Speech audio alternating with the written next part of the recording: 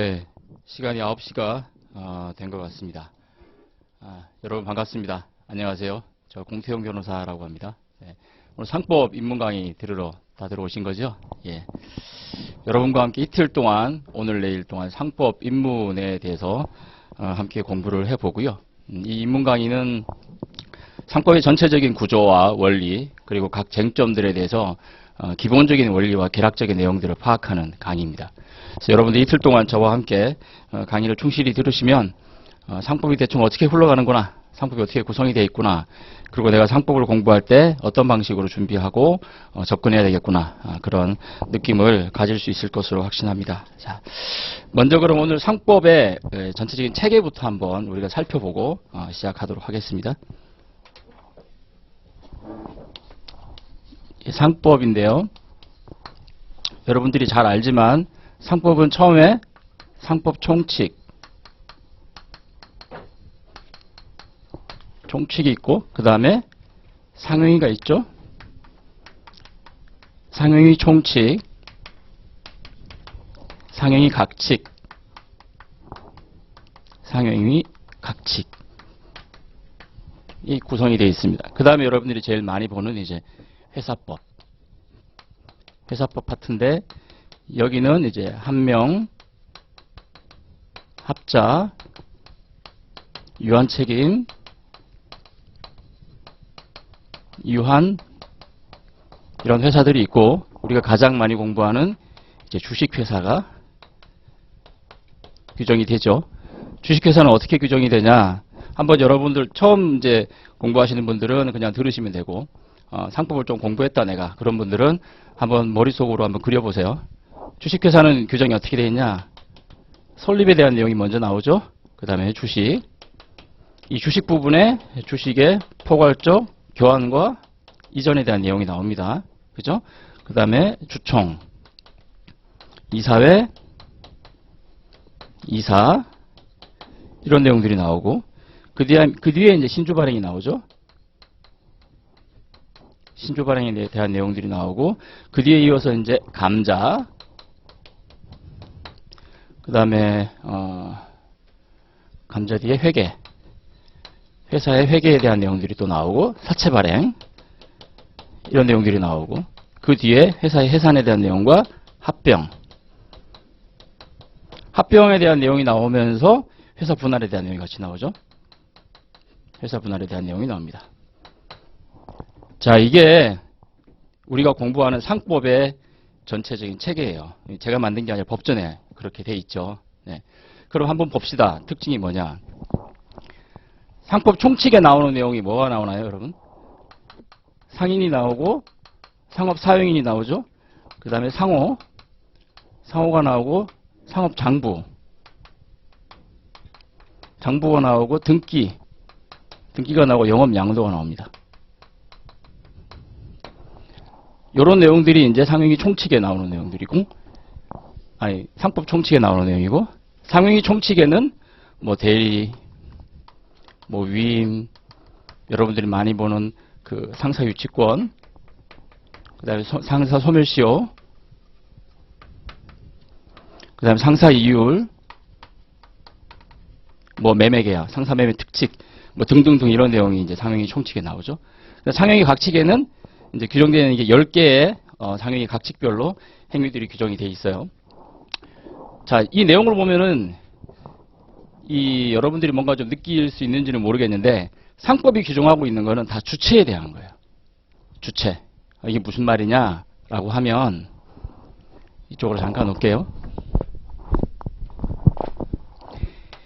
A하고 B가 거래를 해. 가령 뭐 A가 물건을 팔아요. 뭐 책이다. 책을 A가 B한테 팔았다. 그럼 상법이 규율하는 건 뭐냐면, 이 A, B에 대해서 규율하는 거지, 이 책을 파는 행위에 대해서는 특별히 규율 안 해요. 느껴지시나요? 자, 어떤 경우에 그럼 이 거래에 상법이 적용되느냐? 얘가 상인이든지 얘가 상인이면 상법이 적용되는 거야. 두 분이 만약 친구야. 상인이 아니에요. 친구인데 친구가 친구한테 책을 팔았어요. 그거는 무슨 거래죠? 민사거래가 되는 거예요. 그걸 뭐가 적용된다? 민법. 근데 저 뒤에 있는 남자 학생이 책을 파는 이제 서점을 운영하시는 분이에요. 그런데 서점에 온 고객한테 책을 팔았어. 그럼 뭐예요? 상거래가 되는 거죠. 그죠? 그럴 때는 무슨 법이 적용된다? 상법이 적용되는 거예요. 근데 책을 팔았는데 내가 책을 판 게 내가 속았어요. 혹은 책을 산 행위가 내가 사기를 당했어요. 기망을 당했어요. 내가 상법 책을 사러 갔는데 잘못해서 뭐 행정법 책을 샀어요. 뭐 동기에 착오가 있어요. 뭐 이런 중요한 의사표시의 하자나 이런 문제, 법률행위 하자를 주장하는 거, 그거는 상인의 상거래에서도 상법이 적용되는 게 있느냐? 거의 없어요. 거의 없다는 거지, 상법에서. 그러면 그거는 뭐로 규율하느냐? 민법으로 규율하는 거예요. 민법으로. 그런 부분, 이 행위에 대한 부분들은 대부분 민법에 의해서 규율이 되고, 상법은 이 상위의 주체들에 대해서 규율하는 특징이 있습니다. 자, 그럼 민법을 간단하게 한번 살펴보면, 민법의 체계도 간략하게만 봅시다. 민법은 민총, 여러분 잘 알고 있죠? 그 다음 물권, 채권, 이게 다죠. 근데 채권은 채권 총론, 채총, 그 다음에 채각, 이렇게 되어 있습니다. 근데 채총 부분은 이제 계약, 뭐 이런 계약, 법률행위 효력 이런 부분들이 쭉 나오죠. 그죠? 채권 강령도 다양한 14개 유형의 계약의 유형들이 나오고. 그런데 민법의 내용을 보면은 민총에서 뭘 제일 여러분들 공부하나요? 법률 행위죠. 법률 행위. 민총은 법률 행위예요. 그래서 의사표시의 하자, 법률행위 대리, 법률행위 무효 취소, 대부분 민총은 법률 행위에 대한 거예요. 자, 물권법은 뭐냐? 물권법은 이런 법률행위의 결과의 대상이 물건인 경우에 물권법의 대상으로 하고 있는 여러 가지 그런 물권인 경우를 다루는 거죠. 그런데 물권인 경우도 보면은 가령 예를 들어서 저당권을 설정한다. 그럼 저당권을 설정하기 위해서는 저당권 설정에 합의가 있어야 되잖아요. 그죠? 그 합의가 제대로 존재하지 않으면 저당권이 설정이 안 되잖아요. 그럼 제일 중요한 게 뭐냐? 그 합의예요. 합의. 합의가 뭐냐? 당사자의 의사표시 합치죠. 이 의사표시가 연결이 되는 거예요. 민총 부분을 모르면 물권에 있는 의사표시 합의를 이해할 수가 있습니까? 이해가 안 돼. 채권으로 와도 채권도 채권 계약에 따라서 생기는 법률 효과가 권리 의무잖아요. 그죠? 그럼 그런 권리 의무가 생기려면 뭐 임대차를 한다. 그 임대차 계약을 해야 되잖아요. 그죠? 그럼 그 계약은 또 뭐예요? 계약은 어떻게 성립해? 청약과 승낙에 의해 성립하죠. 그죠? 그런 청약과 승낙에 의한 그 계약이 성립하면 효과가 주어진단 말이에요. 그럼 다양한 그 계약에 따라 주어진 효과들을 공부하는 게 채총과 채각이에요. 그럼 계약은 언제 해지할 거냐? 해지할 수 있는 사유는 뭐냐? 뭐 이런 내용들을 다 공부하는 게 채총, 채각인데 내용들을 보면 다 뭐예요? 법률 행위죠. 행위. 민법은 행위에 대한 부분들을 중점적으로 다루고 있고 상법은 행위가 아니라 전체적으로 상거래의 주체들의 어떤 특성 그리고 상거래 주체들이 특정한 상거래를 하기 위해서 어떤 절차들을 밟아가야 하느냐 그거를 이제 규율하고 있는 법이에요. 그러니까 민법보다 상법이 훨씬 더 여러분 쉽죠. 제가 왜 쉽다 그러냐? 지금 방금 예를 들었지만 민법은 다 연결이 되어 있는 거예요. 유기적으로 다 연결이 돼. 민총을 모르면 뒤에 채권을 제대로 할 수가 없어. 그죠? 민총을 모르면 물권을 제대로 할 수가 없어요. 그리고 결국 물권에서 공부한 부분들이 채권에서도 연결이 돼. 왜냐하면 임대차라는 게 뭐예요? 예를 들어서 내가 가지고 있는 부동산을 제3자에게 내가 임대인이다 그러면 내가 가진 부동산을 제3자한테 임차해 주는 거잖아요. 임대해 주는 거잖아요. 그러면 부동산이 뭔지를 알아야지. 그죠? 부동산이 뭔지를 알아야 되는 거예요. 그 행위의 객체에 대해서도 알아야 다 이해할 수 있는 거예요. 그렇기 때문에 민법은 다 연결이 돼 있고 앞을 모르면 뒤를 알기가 어렵고 또 양이 워낙 방대하기 때문에 뒤로 가면 앞에 게 가물가물해. 잘 기억이 안 나.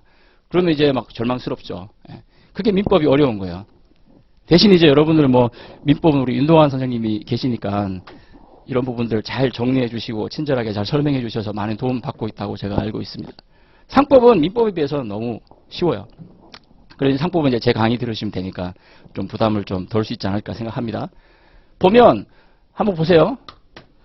예를 들어서 상행위 각칙에 나오는 뭐 대리상이다. 이 대리상이 있어요.